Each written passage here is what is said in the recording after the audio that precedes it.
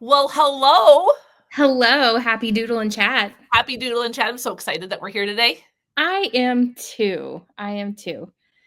It seems like it's been a while. I know for the people watching, it hasn't been a while, but for us, because we don't meet each week, it seems like it's been a while. So It's fun. The weather's getting warmer. Oh my goodness, the weather has been so nice. I actually stood outside from bus duty on Friday and just stood there. Like the buses were gone, and they're like, "What are you doing?" I said, "I'm just standing in the sun. Just needed some sun." That's gonna photosynthesize myself. That's right. So I just stood there for a little bit. It was okay. They thought I was weird, but it's fine. It's we lean into that, Yeah. They know my weirdness and they accept it. So that's a good thing. We also matched today. We did not, talk about this, but we have a good profile going on. We do. This is one of my nerdy book shirts. This is one of my nerdy movie shirts. This is the 50th anniversary of the Regala. It's Jaws. Nice. Mine is Baz Gaius from Fourth Wing. So got the nerdy stuff going on. We're in good company.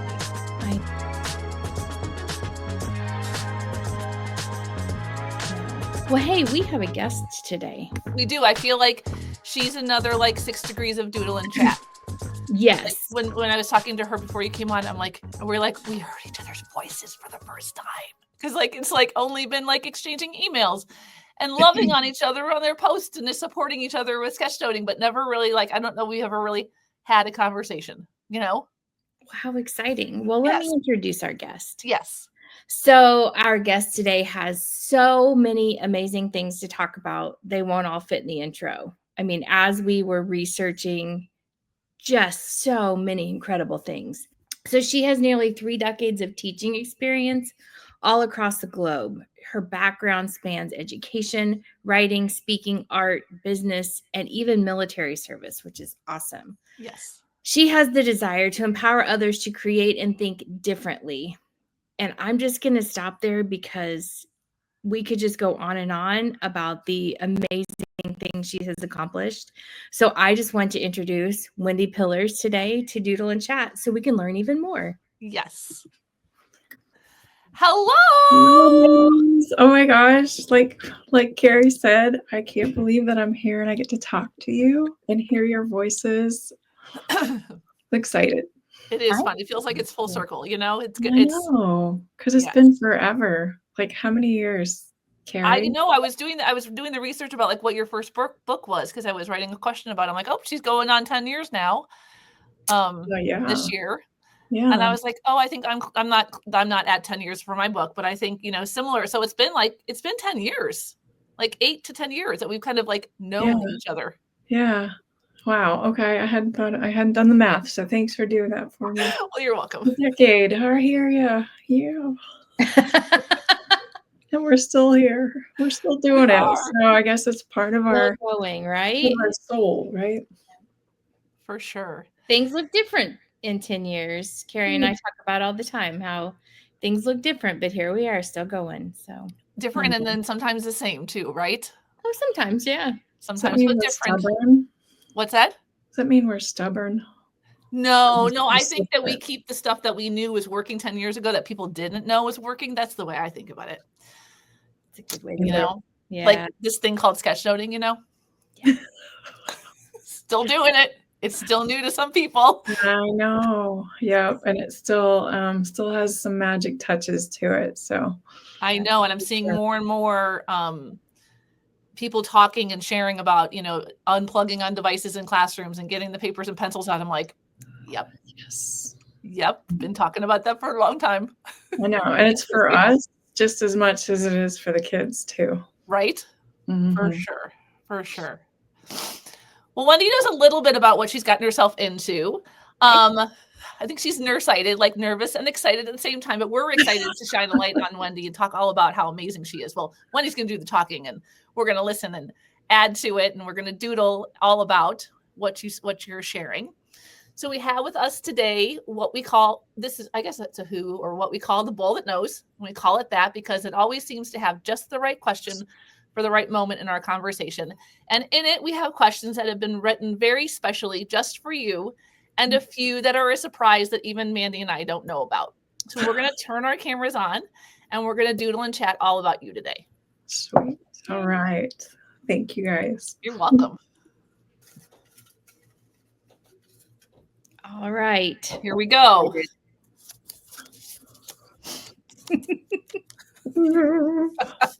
Very easy. You're going to do awesome. You once shared that connecting with others has become so integral to your life that it has helped keep you in the profession. Why has been connecting with others been so meaningful to you? Shoot, that's a packed question. So connecting with others for me, you definitely have to have that circle at your school, right? You got to have your go-to friends at school to help you stay sane. And I'll put Yes. sane in quotation marks because it's true. relative. But then also connecting, I know that when I started expanding outside of my classroom, I started with blogging years ago and I was so afraid. I was like, oh my God, people are going to know what I'm doing in my classroom. And then I realized, all right, this is what I do and I have to own it and I'm accountable for it. But once I started that blogging piece, then other people reached out to me and then I reached out to other people. And so it expanded my classroom. So the connections outside of my school and outside of my classroom over the years has been really powerful, like just connecting with projects, with kids in other countries, connecting with teachers at conferences, connecting with teachers through fellowships. That all gives me ideas and possibilities like, oh, okay, this is what kids are able to do, right? Because you kind of, if you stay in your own classroom, you kind of get really insular. Mm-hmm. You're like, all right, this is what my kids can do, but what's another 10-year-old or another 16-year-old doing in another school, another setting? How can I level up my game so that I can do that? So I think the connections that I've made over the years have actually enhanced my teaching exponentially. I agree.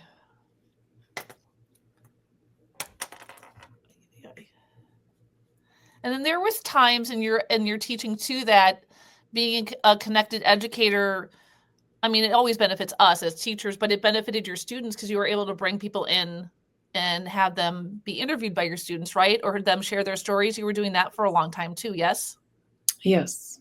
And I became really intentional about it. A colleague of mine, we were sitting over dinner talking about something, and she had mentioned off the cuff that she had over 100 visitors in her classroom one year. And I was like, what? Is that possible? And like, I've not reached that number yet, but that possibility, that seed that she planted in me made me a lot more intentional about how can I incorporate more community-based projects or visitors. But then the last 5 years, I've been more intentional about having longer term collaborations. So it's not just a visitor, but the teachers, I mean, the people that come in and work with my kids are there over multiple semesters or multiple years. So that's been a change too. Oh, that's wonderful. Because then they get to connect with people in the community. I'm sure it helps build relationships and trust that there's just not, it's just other teachers that we can be connected with to get information or learn from, right? There's people in our community that can be valuable to us as well. But yeah, and it's really cool because they're looking for ways to connect too, right? So there's a lot of organizations that have people that want to do outreach and want to work with youth, but they don't know how to connect. So just sending out random, I do like using the teacher card. Like I'll just reach out to random places. Like if I'm reading a book or if I see something online that's really interesting, I am that person that will email somebody. Like the beginning of the year, my students, they did like little about me, I guess you could call them sketches, right? I created a little template for them to explain who they were so I could get to know them. And these are 4th and 5th graders this year. And two of the girls wrote they were really interested. They had to depict themselves as a scientist, what tools they were using, what they were studying, why it was important. And two of my girls mentioned space debris, right? Which Ooh. I thought was really cool for fifth graders to know about that, and they're sisters.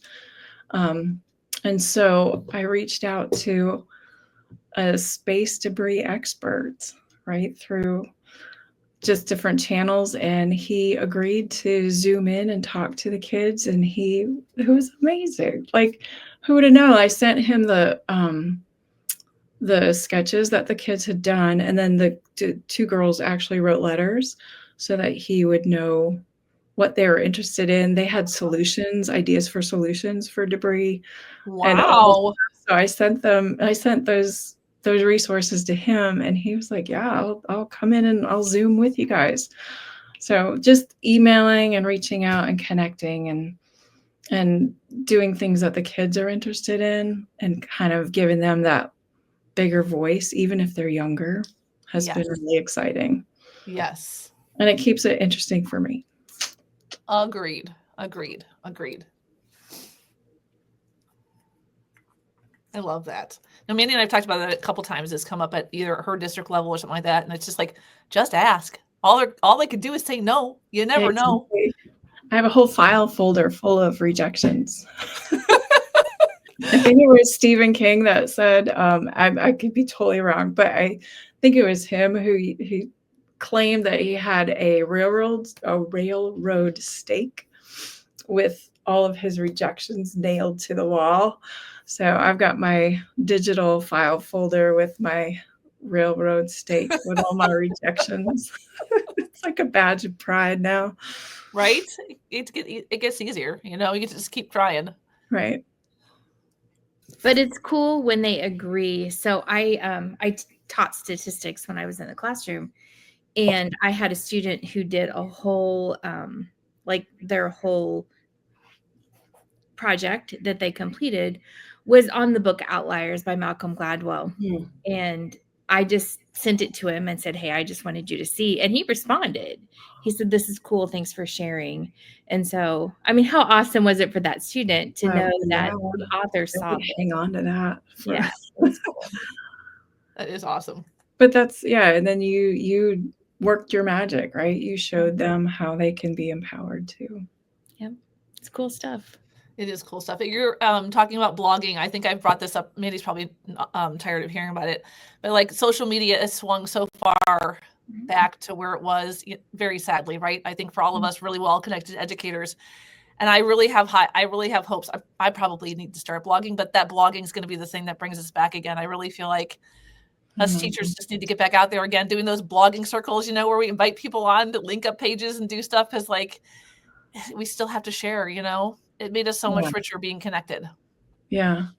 I mean, I think Facebook groups have, I don't know, I guess they do too, but it's like overwhelming for me to pop into a Facebook group and scroll through the millions of ideas. And then I'm like, okay, I don't even know. Shut the computer. Agreed. It's very different for sure. Yeah, it was definitely easier when you only had so many resources to pull from. Yes, 100%. What memory of time and involvement in activities at Harbor High School had the biggest impact on you? Oh my God. The school is torn down now. Oh, is it? Yeah, it is gone. Harbor High School. Oh my gosh. My dad was quite went there. Involved, right? You did athletics and other activities there? Yeah, I did. I was pretty involved. I played a lot of sports. Volleyball and softball were my two favorites. Basketball, I sucked at, so that was a no-go. My dad would race me around the house, so that was some running, and I would typically lose because I would laugh too hard. Aww. Because he made me laugh. But at Harbor High School, One of my favorite memories, and this is weird, but something that has always stuck in my mind, our high school was right across the street from Lake Erie, from the beach. Oh, So you could literally look out the window and see the water. And there was a hill that went down to the beach and to the water.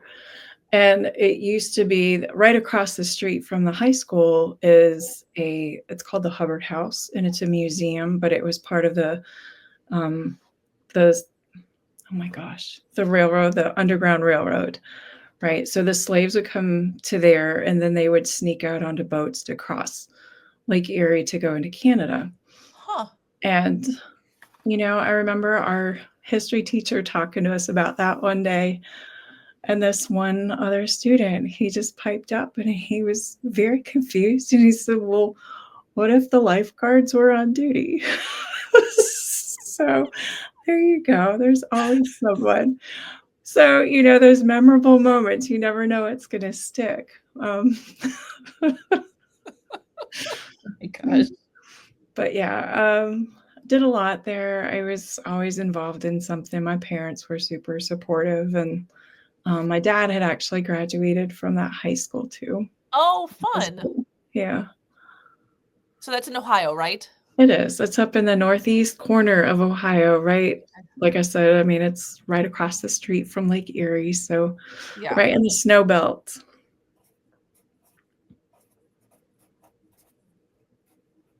I didn't realize the Underground Railroad went up that far north. I don't know why I didn't know that, but I didn't until just now. Get to Canada.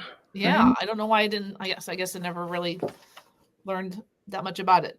So that's fascinating. Well, I think you really take for granted where you live next, or where you're from. I always used to love living by the lake because there was that open expanse, right? Mm-hmm. Just felt like there was more out there. And when I moved here I'm in North Carolina now, and there's a lake probably about 25 miles from here. And, I asked people, I was like, where's the nearest lake? And they told me, and I was like, that's like a pond. I mean, it's a really good sized lake. It's man-made and et cetera, But, when you are used to something else, it's all about context. Yes, it's no Lake Erie. No. For sure.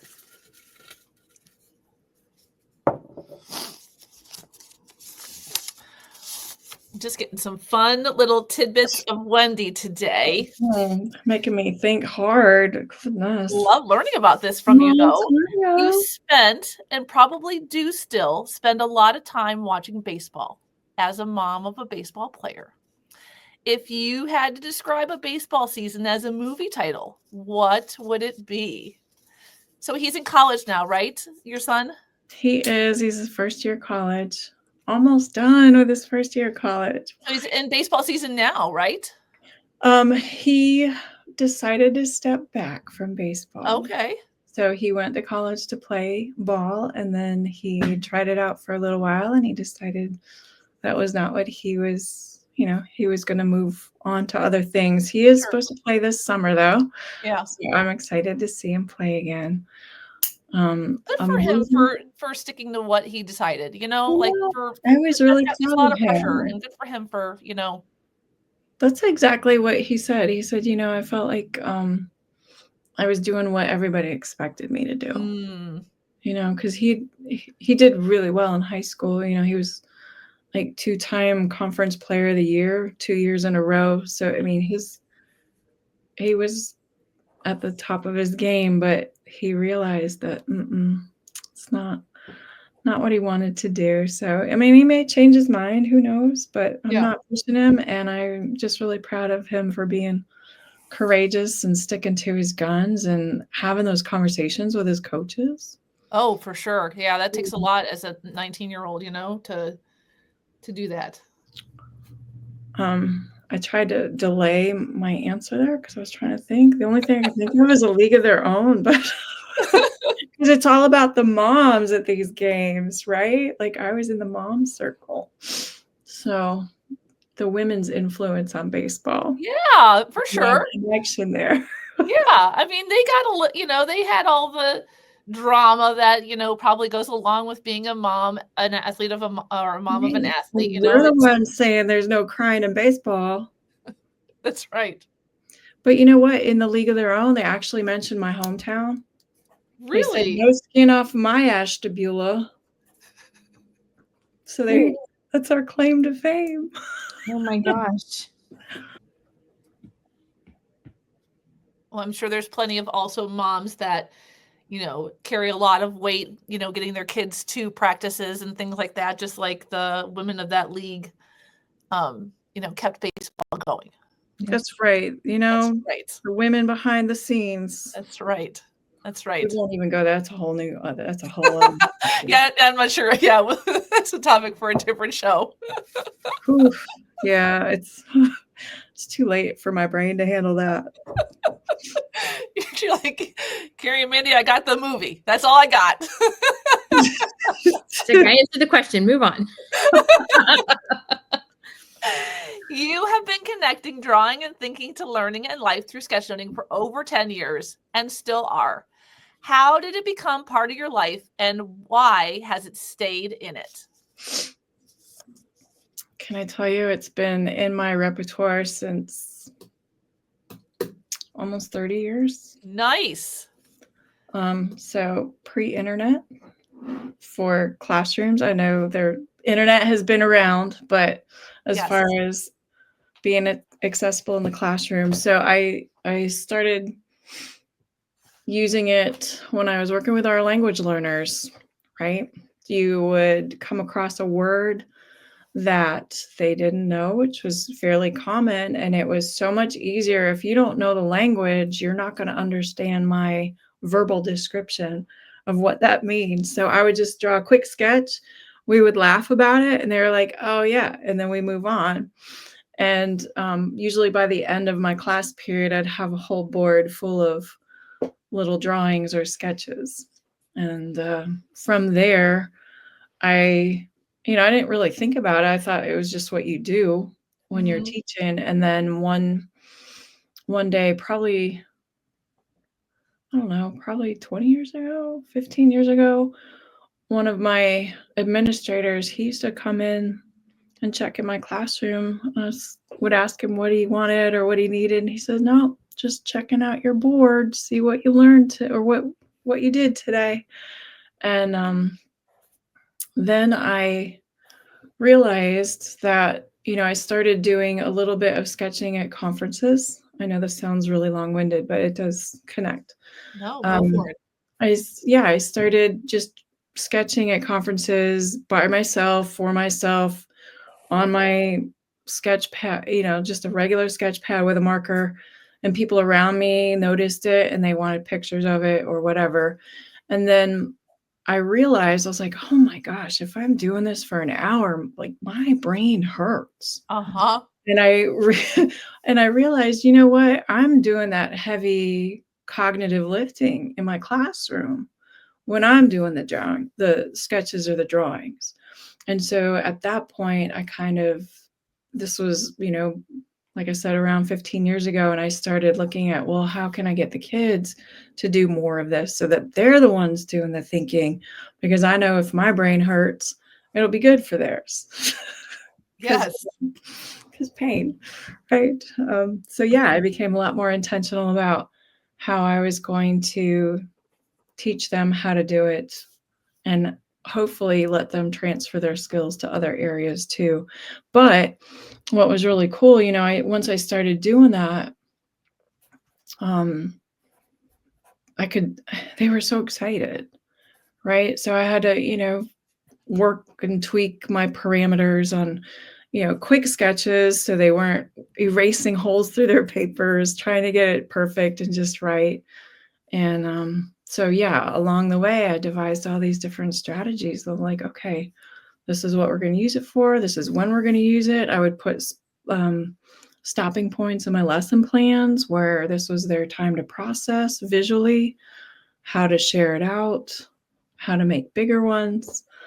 So yeah, that was kind of the roundabout way. But I started because we didn't have access to all these different images. that we do now. Yeah, for sure. I didn't even think about it like that. You're right.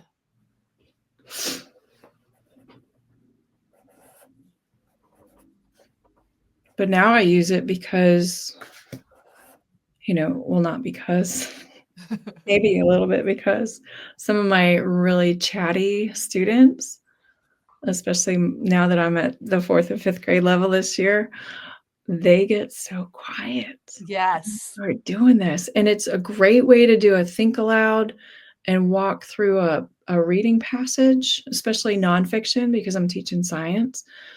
We'll go through it and I'll talk to them about, what's in my brain when I'm thinking about how I want to lay out my page, and this is what I'm doing. And I'll hold up my paper and say, this is what, this is the way it looks. Then we've got the document camera, but they are so quiet and they're working on it. And just the other day, one of my students was cleaning out her binder and she came across one of her really detailed sketches, and she says, I'm not throwing that away. I'm really proud of that. I was like, oh, yes, that's what you do. I love it. Yeah. So it's cool just to give them that. It's all about permission, I think, especially with older kids. Like when I say older, I think beyond 3rd grade. Yeah. Unfortunately. Agree with you. Yeah. Agreed. I can relate to that almost the entire story. Like that's almost exactly how my journey was as well, except for I had the benefit of learning from other people before I brought into my classroom, but like very similar experiences. And then we still sketch note almost every day in my social studies class. We have a big table where we sit around, put your paper and take notes on post notes and then draw it. Yeah. Love it. Every day. Yeah. And there's so much information. So it's great for them to be able to distill some key ideas. Mm-hmm. Yep. For sure. For sure. And I think it can be so like, I'm trying to think of the right word. Not robotic, but like systematic when we try to teach kids how to think about their thinking in some ways with education. But like for whatever reason with sketchnoting, when students are connecting with the information that's important to them or that they like, the thinking about their thinking is more organic and it's more natural. It's not so forced, which is something that you just can't replicate, Right. Through some even just conversation, when the teacher's leading the conversation, I think sometimes. Yeah. And I like one of the things I love to emphasize is how everyone, for some examples, if it's during a lecture, an oral presentation, or even a specific text, if everybody has the same input, but their interpretations are so different, and it is just this tangible exemplar of how diversity in our thinking is important. And it just gives empathy, provides a platform basically for kids to develop empathy for other people's thinking. Agreed. I love that. Yeah, for sure.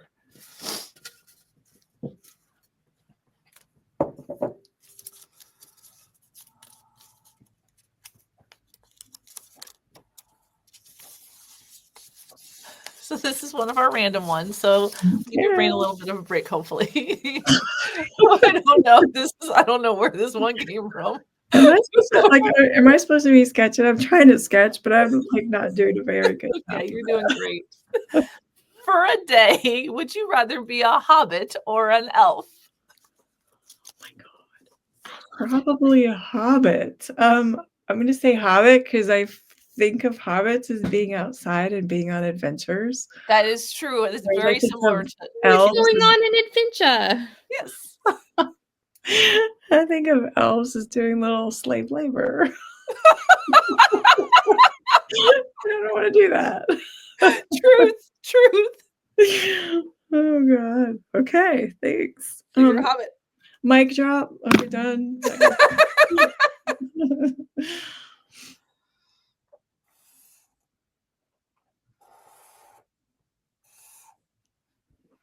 don't even know. Now I'm going to tell you that my answer to that would have been was it elf? Yeah. And the reason is I'm short. I'm only 5'2", And I've always said I'm kind of already kind of a hobbit. So I think I would pick an elf just to be something different. I just want to be tall. I just want to be tall. Are hobbits tall? I imagine them as being small as well. No, Yeah, hobbits I are would think little. you'd want to be a hobbit. I would think a hobbit's taller than an elf. Oh yeah, a little bit taller than an elf. Unless you think of the movie The Hobbit, because then the elves are really tall, aren't they? Yeah, Aren't they, that's like, I human want to be. size? Yeah, I want to listen. I want to hang out with Legolas. Like that's what I want to do. Just let me have a date with him. Let's cut to the chase. Let's get down to Keep it real, business. Carrie. Just one day. That's all I want. Where I don't have to like run really fast to keep up with him because my legs are so short.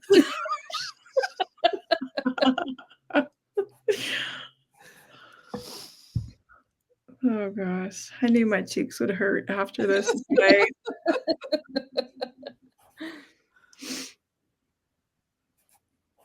I don't know. I'm trying to draw something related to a hobbit, and I don't know. I completely wimped out and went with a quote because I'm like, I'm not even trying to draw feet. Oh, I drew the Hobbit hole. Oh, I didn't even think about that. Oh, that's what I'm doing is like a kind of a door slash. Yeah. I don't know. It's where Frodo lives right there. It's his little Hobbit hole. Truth. Yeah, because I couldn't figure out how to draw a hobbit, so I'm drawing kind of a nestled in hobbit. They do have big feet. So I was a hobbit one year for Halloween because Oh, so you were already there. I was a hobbit for Halloween. And so I took socks and I like stuffed them and sewed big toes and I like glued like fur on top of them and wore them over my shoes. Did you trip and fall? Because I would have been on my butt, I think, if I had tried that. No, but I wore it to school and the kids thought it was great. They loved it. You know, there's no other profession where you can just wear so many random costumes and outfits, and you have to plan your errands after school. Yes. Just right, because you're like, oh my God, I got to go to the grocery store today. It's crazy hair day, and it's in all different directions. Or the patterns day, or pajama day. That one I feel like people can get away with a little bit so more now than they used to be able to, for sure. Yeah. So my principal, because I'm an assistant principal, my principal, the first year he was an administrator, he said that he was participating in dress up days and something happened at the school and like the news crew showed up for whatever it was. And he's like, here I am in this outrageous outfit. He's like, never again, never again. He said, I will never. He said, if I have to dress up, I'm going to have an outfit to change into at school. So. Tell the news crew, hey, just a minute, I'll be back. I will I gotta let me go take off the Santa suit and put on something different. I can't remember what he said he was dressed up as, but he said I was not meeting with the news crew like that. That's hilarious. That's hysterical. It was memorable though. Yes.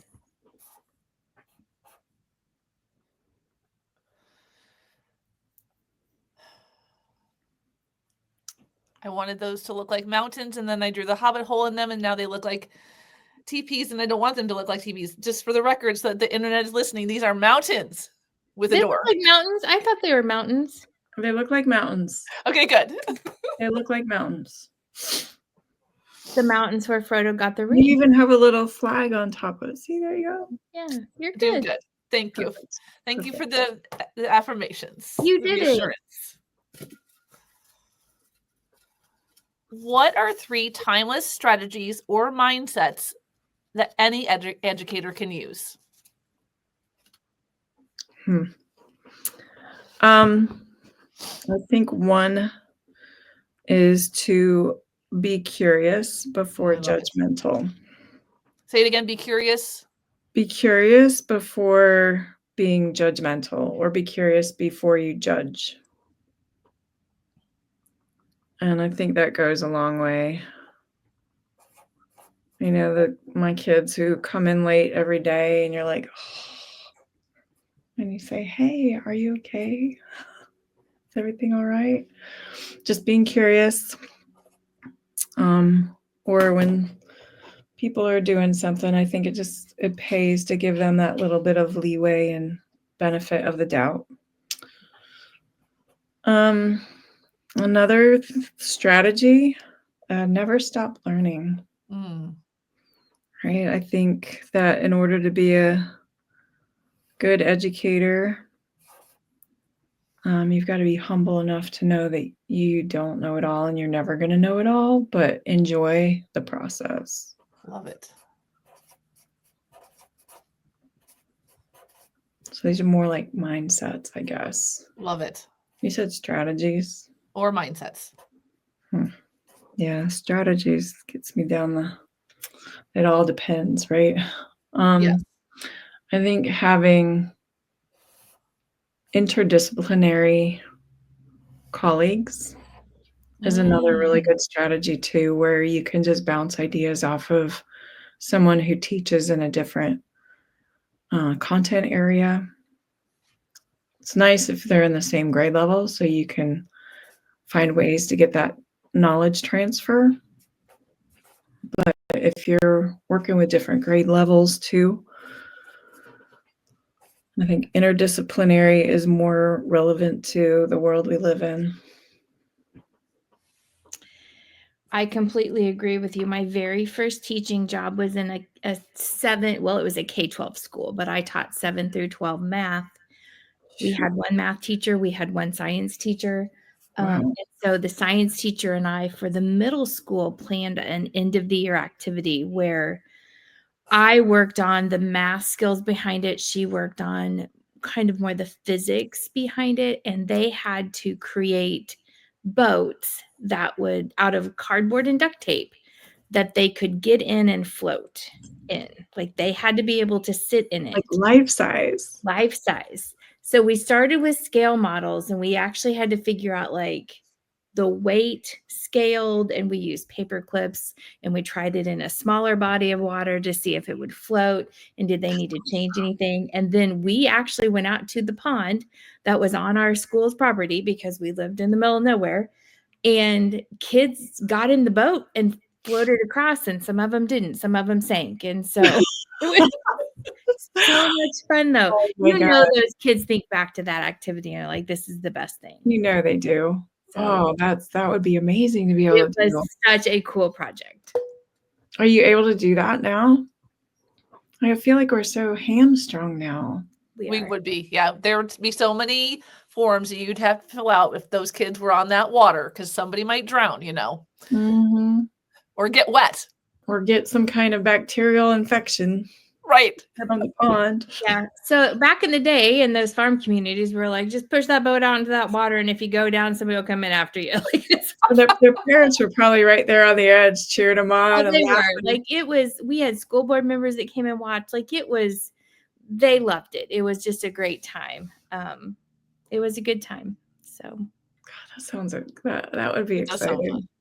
Because I mean, they have those now at different festivals, right? I don't even know where they are, but I've seen festivals where you make some kind of boat out of some other material than boat material, and you have to travel down a river for contests. I don't even know where that is, but it looks hilarious. Red Bull, I think, does a lot of that stuff for some of their stuff.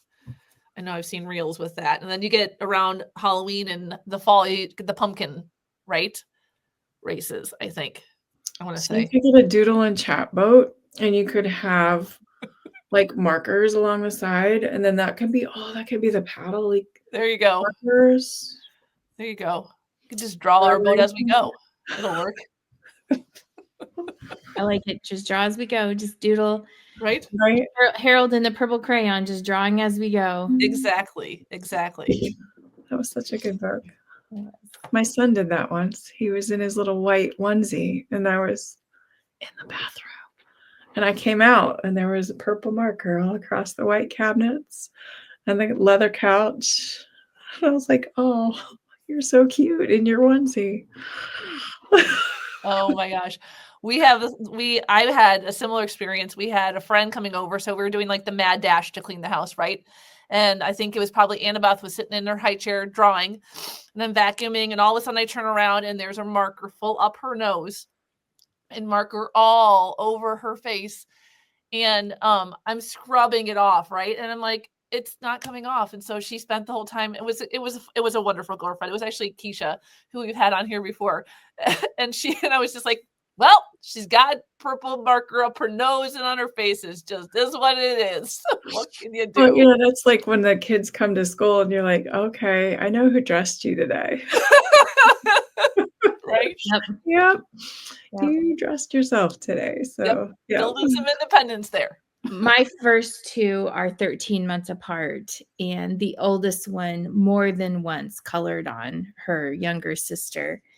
And she was always so like all over her face, all over her clothes. Like she was so very proud of it too. Like she would come in just like, look what I did. I mean, she was so excited. But I was also the mom that always just had craft supplies laying out, and I just let my kids play. I mean, I don't know how many times I had to cut glue out of the carpet because just glue in like globs. You're like, well, we'll just shave it down a little bit. It'll be okay. Like most people have vacuum cleaners, you have the little shaver. Yes. You can just snip the top of it right off, and you can't even tell. It's okay. Oh my gosh. Okay. That's good that you had all those supplies out though. Yes. A testament. This is what see. This is your life. My children are all very creative too. I mean, they're all grown, but they've been very creative. It's one thing I did not stifle was their creativity. So. I love it. I love it. It did create some messes. That happens. It does. That means the process was in full swing. That's right. It was.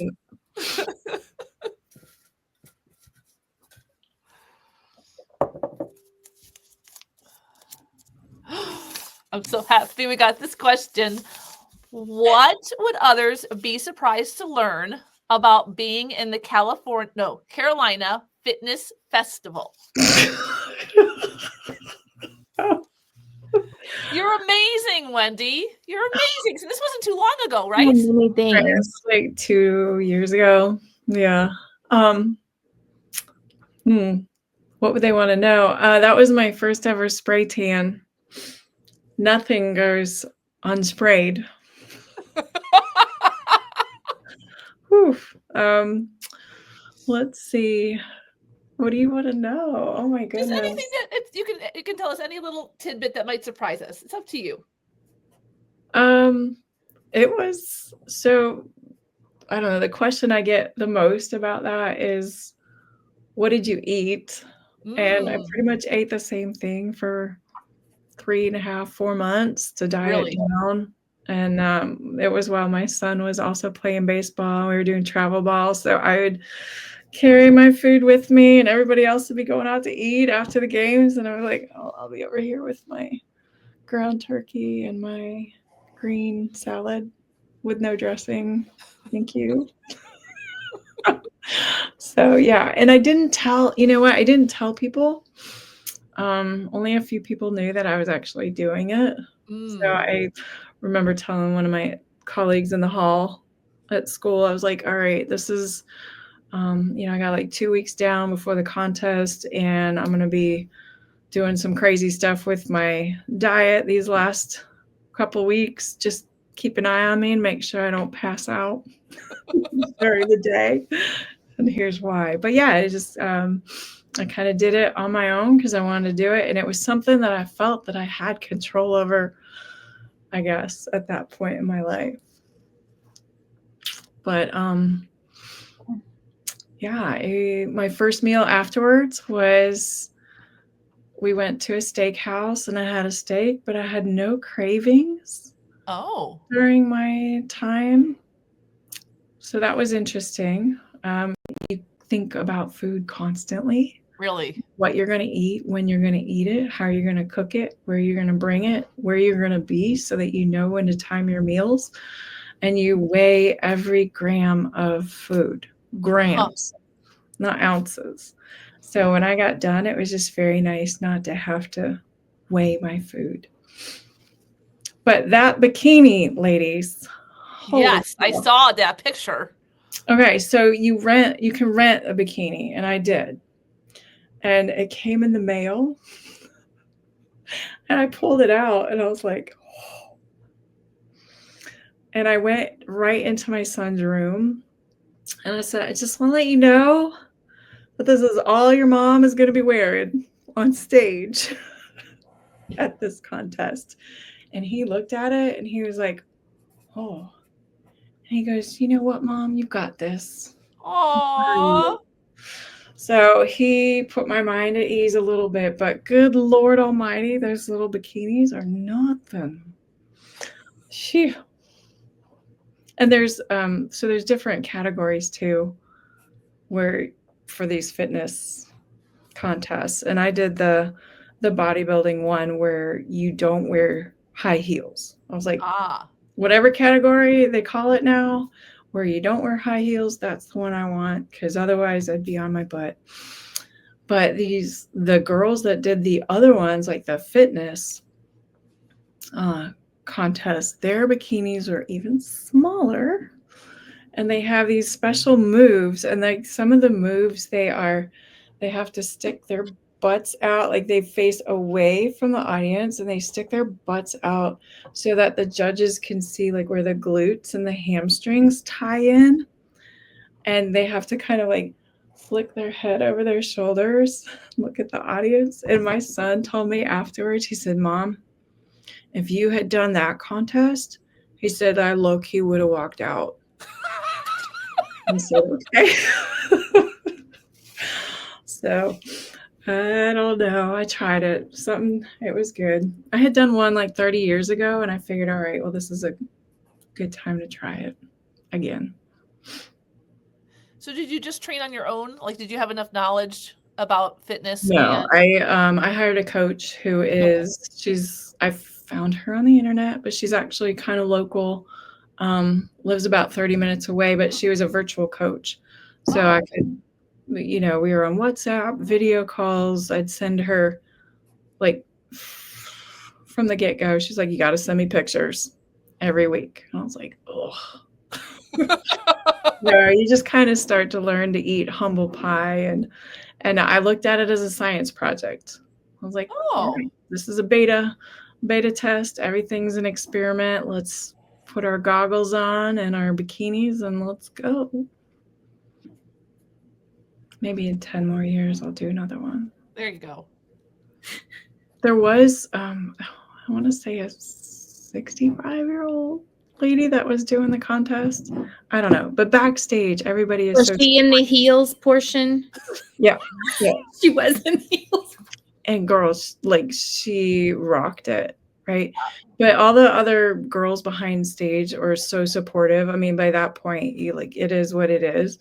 And so everybody was cheering people on. And when this lady walked out on stage, when she got called out, everyone, like, there was a group of us standing on the side backstage, and some of the girls, it was so funny. They're like, look at her. She has an ass. Like, she's 65 and she has glutes. So they were saying, we want to be like that when we're 65. But yeah, she was rocking it. Good for her.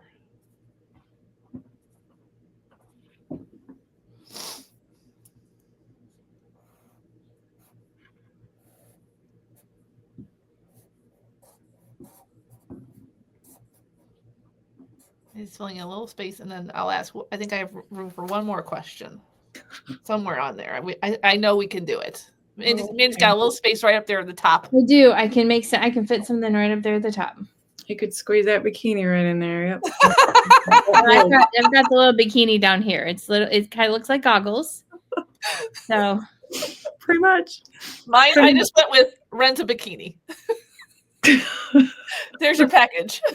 And then there's a little strings hanging out of it. So I had the mental image of the push your butt out, look over your shoulder. I was like, I'm not going to try it.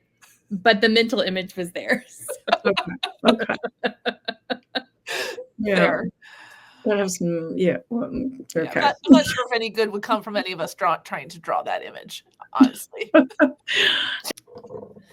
All right, this is a completely random one, and it might even be the shortest answer you give us, but who knows? The bowl surprises us.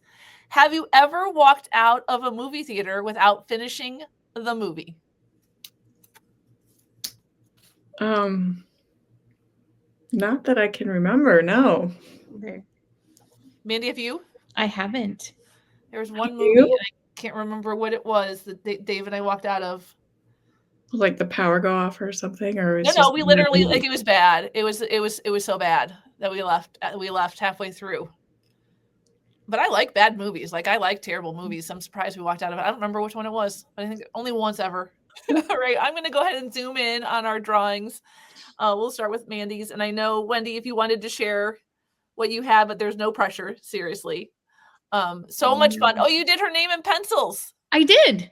I love it. How cool. And there's a little hobbit hole. Yep. And the tiny bikini. Yep. Ground turkey and lettuce. Yep. And the spray tan. I drew a spray tan too. Oh my gosh. Talk about like it goes unsprayed.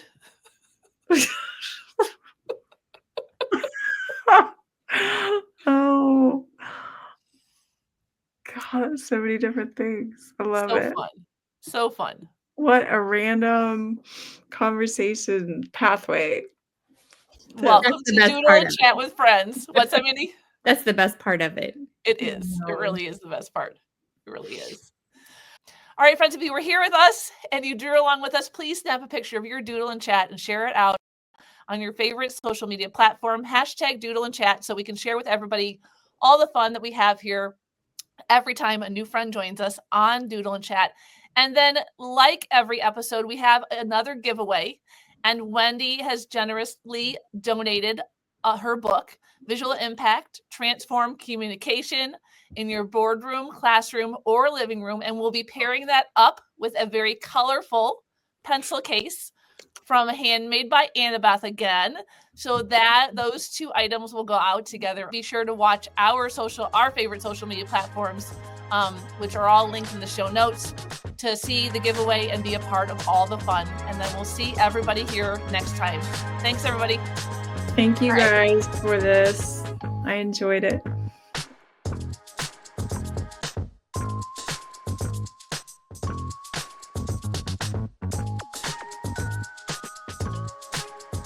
Well, no, don't say that. That doesn't sound good.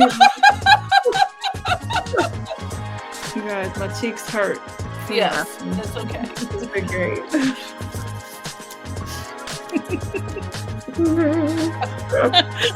Oh God. Oh.